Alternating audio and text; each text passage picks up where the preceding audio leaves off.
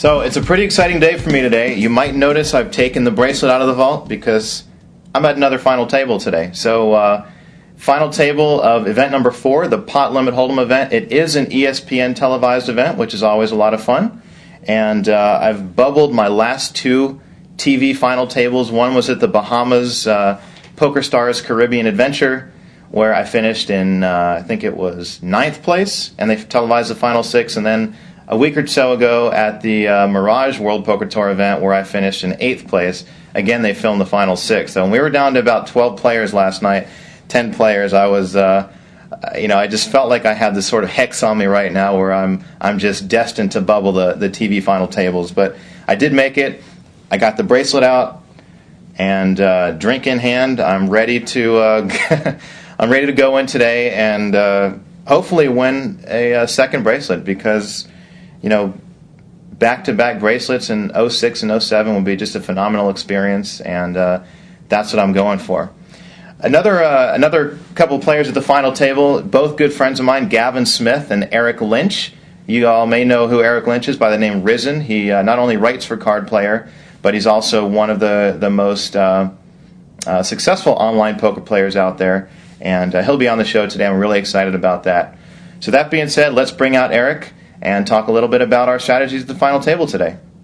Eric, thanks a lot for coming on the show. I'm glad to have you here. Thanks for having me. It's a pleasure. This is a very unique show because you and I are both at the $1,500 Pot Limit Hold'em final table, and I don't know that 2 guests have ever had a poker discussion that are at the same final table before they actually play. So right now, when this video airs, Eric and I are going to be battling it out. Hopefully heads up in event number 4, the 1,500 Pot Limit Hold'em.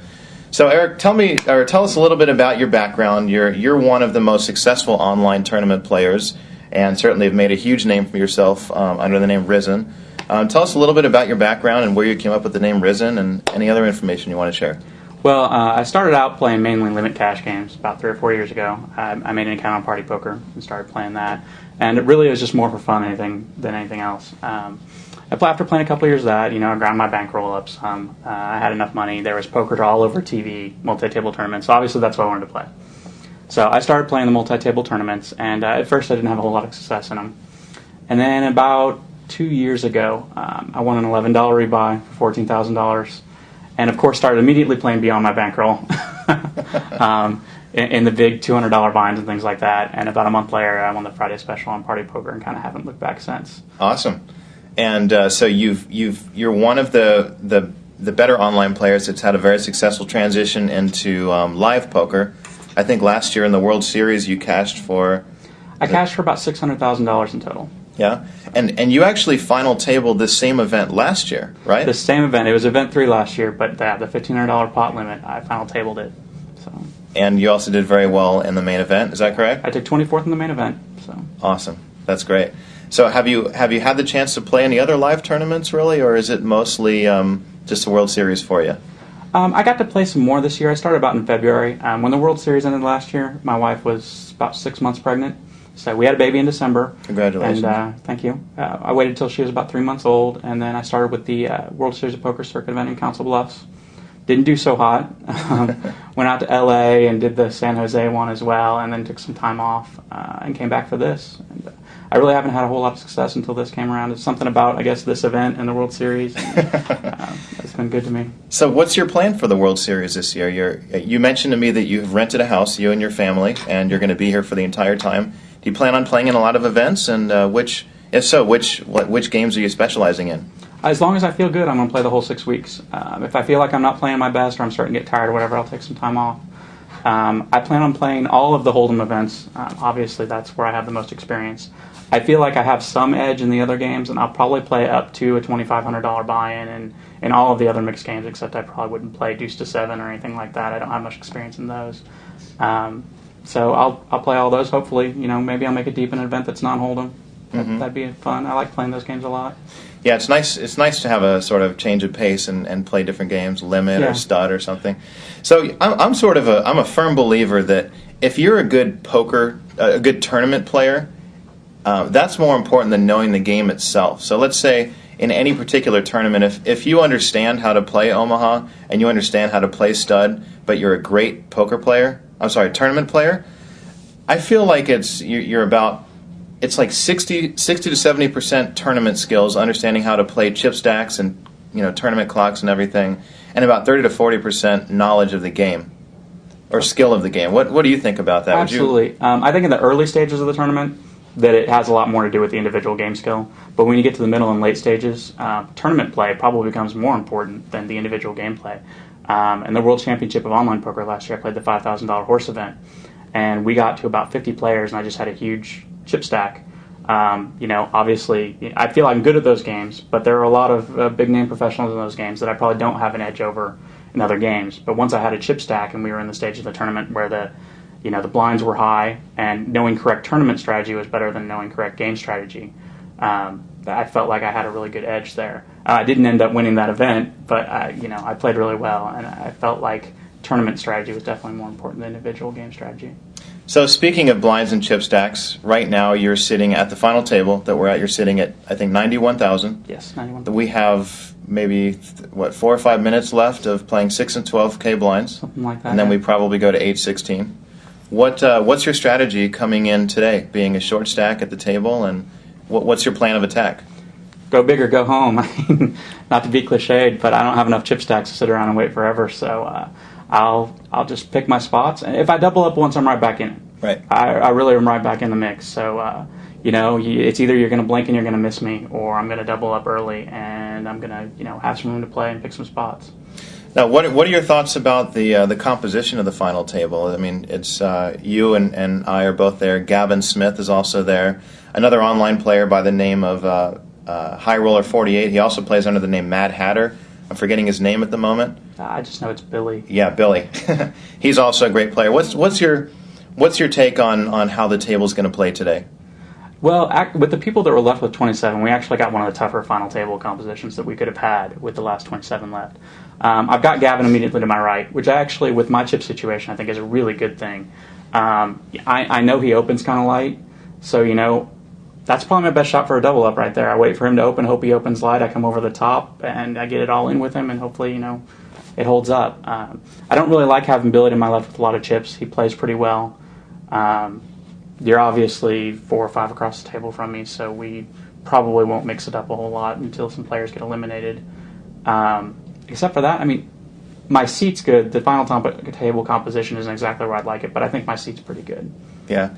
Yeah, I agree, and unfortunately I have Gavin Smith to my left. He's 2 to my left, but I think you're in a great spot, and the reason being, just to explain a little more about what Eric was saying, in my opinion, Gavin likes to open a lot of pots, likes to come in for a raise, and it's extremely powerful when there's a raise and a re-raise in front of you. A lot of people are they're not even going to play a hand like 2 jacks if there's a raise and a re-raise in front of them, and Gavin likes to come in raising with any 2. If you pick up a decent hand, even an ace jack, ace queen, you can shove, knowing that you're probably better than Gavin's hand, and also knowing that anyone behind you with 10s or maybe jacks and possibly even queens aren't even going to go see the flop with you. I'll probably go weaker than ace jack or ace queen against Gavin. But. Certainly.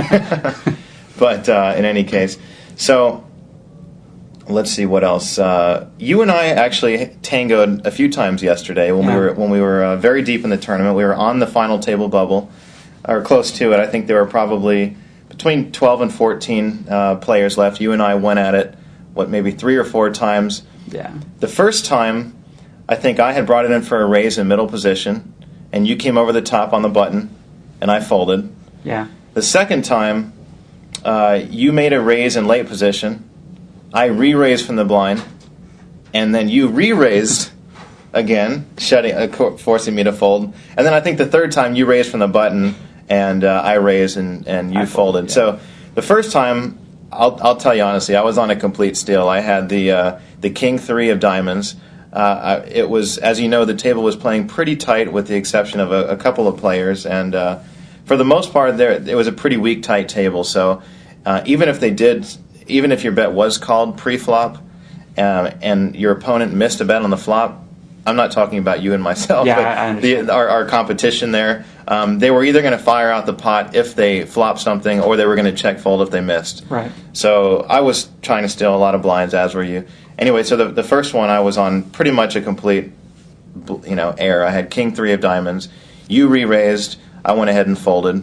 You care to share what you had that hand? I had pocket kings. I had a real hand. Okay. You know, we've played together enough online and things like that. Typically, my impression of you is that you're a fairly solid player. I know you're capable of making moves like that, but typically when you open, I'm going to give you respect for a real hand. I certainly didn't want to flat call and take the chance that anyone's going to come in behind me. I don't want to play it three-handed. I'm assuming you have a legitimate hand. So I made the raise. I was hoping you maybe had something you could call with. I could get some more chips out of it. But since you're on a complete steal, I was happy to pick up the chips right there. So you did that to me the first time, right? The second time, it's folded around to you on the button. You make a raise, and I say, okay, you know, I'm not going to let him just sit here and beat me down, right? I'm going to make a stand. So the second time, in the small blind, I re-raise with the king-8 of diamonds. And I'm just obviously thinking, please fold, because I have the same impression of you. I know I consider you to be sort of a aggressive player, but more of a, you know, much more tighter than a lot of these laggy players. Yeah. So I always give you credit for a raise, but in this spot, you were on the button. I thought maybe I could get you off the hand.